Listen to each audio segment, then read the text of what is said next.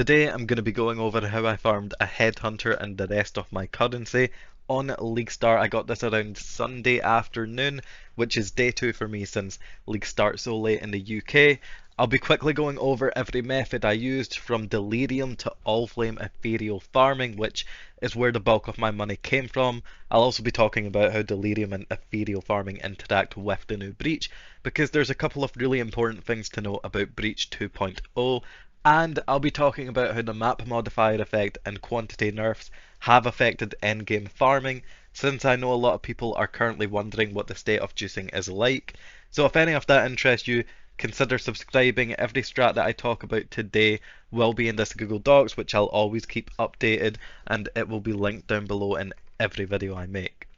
First off, a quick rundown. I started Ellie Wander and hit maps in about 4.5 hours. I then started focusing on the new Breach tree like everybody did to get my 6th link, and I got that before I hit red maps. And then I also got some good currency from it by alternating between mysterious and currency gifts later on. I used a classic map sustain atlas, although I did not use unwavering vision, because I believe that this node is a bait. I don't like it. The amount of currency you can make by those scarabs you get by the time you hit tier 16s is enough to upgrade your build a significant amount, so I will never recommend the unwavering vision start.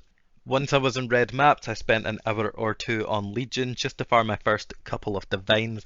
Since it was super early on in the league, I wasn't doing the full investment. I started off with just the map craft and the Legion that you get for free on your Atlas.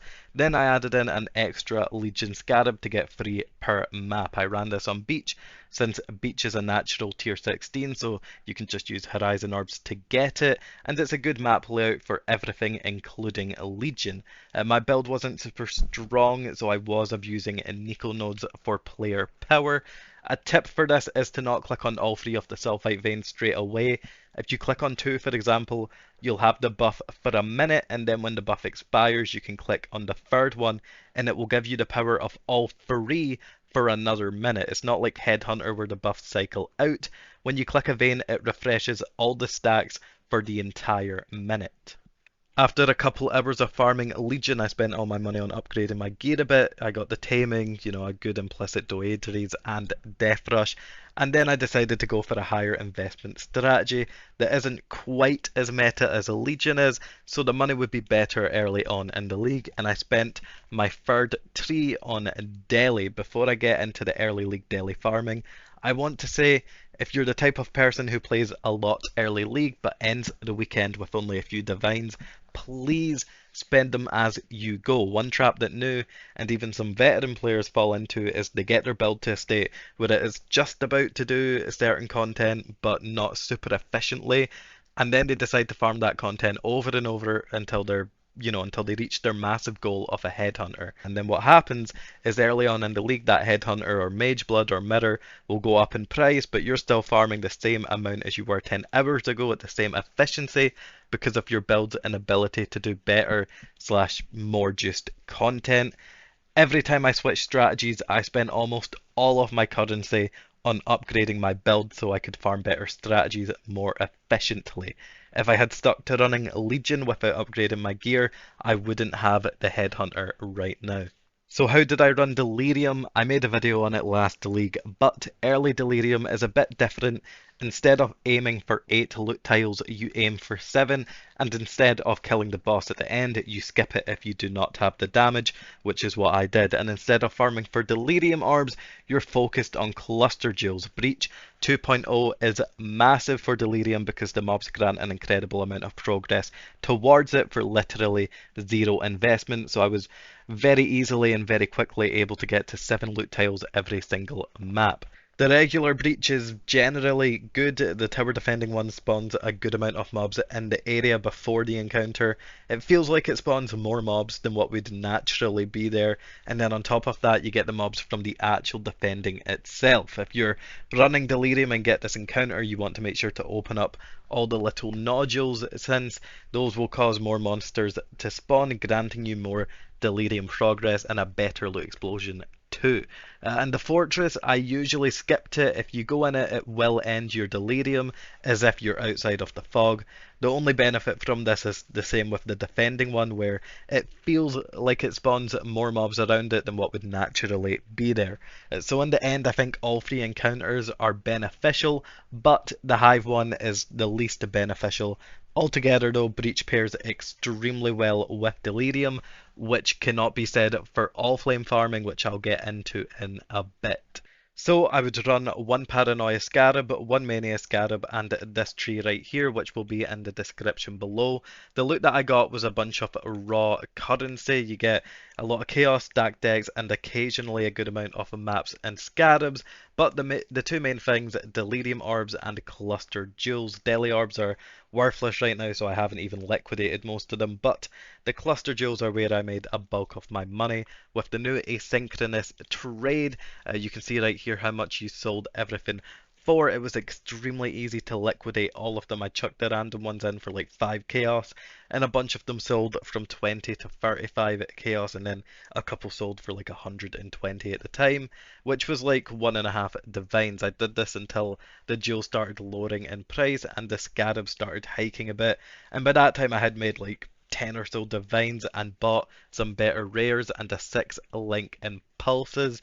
I got some voice stone carries on top of that and a 5th map slot carry since I'm ZDPS for bosses, and then I put the rest of the money into a high investment strategy, aka Ethereal Flame Farming. Going into farming all flames, I had enough for like 3 maps at first. They were extremely expensive by the time I got to them. They were like 80 chaos each, and I think right now they've doubled. It's crazy for anyone who doesn't know how to use Ethereal All Flames.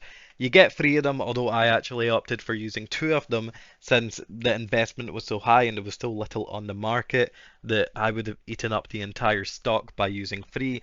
2 All Flames might actually end up being more efficient than using 3, and we all might be running it wrong.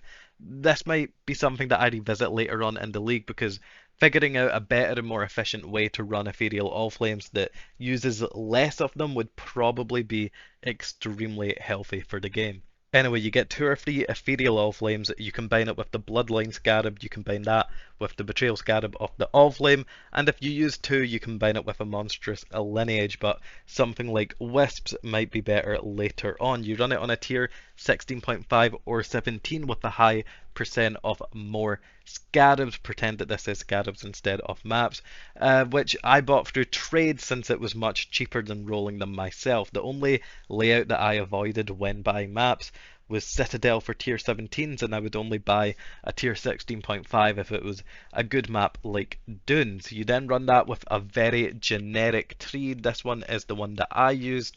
You can see you kind of just take all the Scarab, all the map modifier effect, and quantity.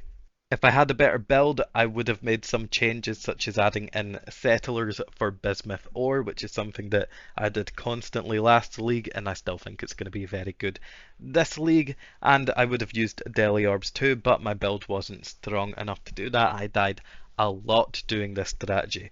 What all of this results in is a map with a lot of packs that will just burst with scarabs, and scarabs early on are a great way to make currency. I ran probably around 30 of these maps overall at around 2.5 divines investment per map, and made like 2 to 3 divines profit per map from it. And I did this throughout Sunday until I liquidated everything in the afternoon and bought my Headhunter. The maps weren't as hard as I thought they would be. A lot of dying happened, like I said, but getting reflect immunity on my Eshe's mirror was huge, so I could run a lot of maps that others were passing up on.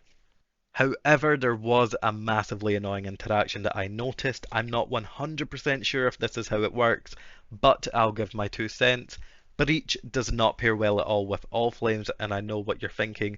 Of course it doesn't, why would it? It's its own mechanic and it doesn't have any synergy. It's not that, it has anti-synergy. I'm pretty sure that the Defend Breach and the Fortress Breach encounters, which you will encounter in like half of your maps or more, are actively gimping the amount of ethereal packs that you can find in your maps.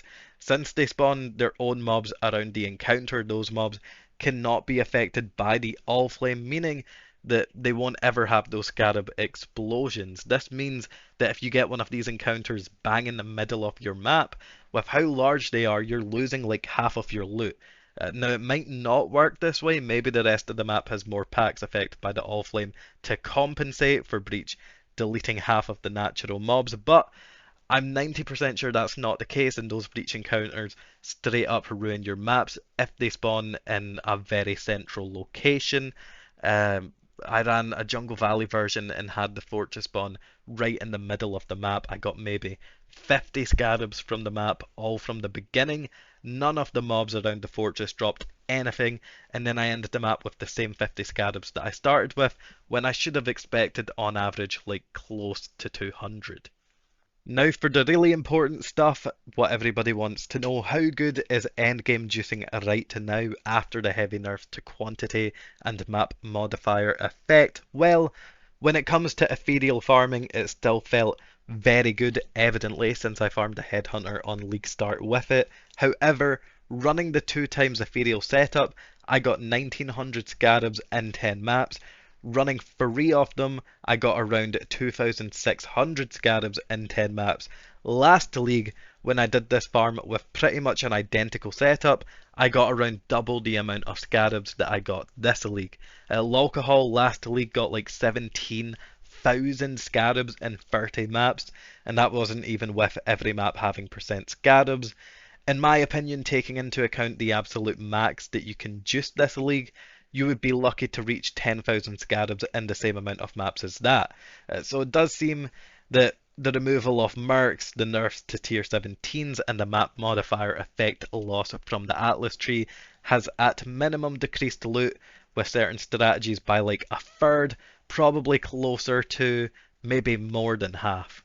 That being said, 17,000 scarabs in 30 maps last league with a non-min-maxed setup is absurd, and 1910 maps with a very inefficient setup in this league is still incredible. Maybe last league was getting a bit out of hand loot-wise. I know a lot of people are really struggling with loot this league, even group play is having a hard time, I've heard. So it's not just Ethereal Farming that's feeling it. I'll do my best to put out videos on farms that are profitable so everybody who's struggling can have a better time.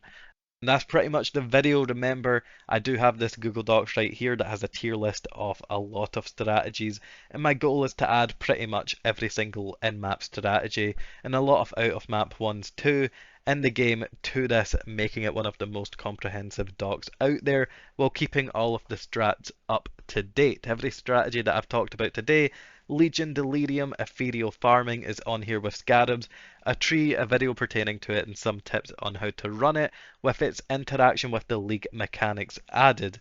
My goal this league is to retest out a lot of mechanics, see how good they are, and let you all know the state of juicing for all of your favourites. And if I find anything new, as always, I'll post about it as soon as possible. Thanks for watching.